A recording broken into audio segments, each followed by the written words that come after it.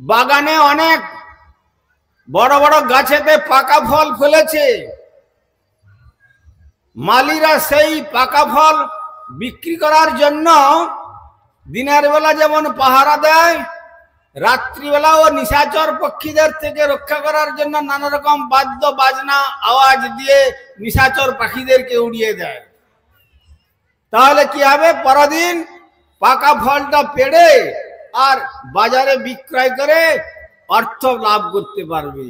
তেমনি আমাদের দেহরূপী বৃক্ষেতে পাপ রূপী পক্ষী বসে আছে। এই পাপ রূপী পক্ষীটাকে কি করে উড়াবেন?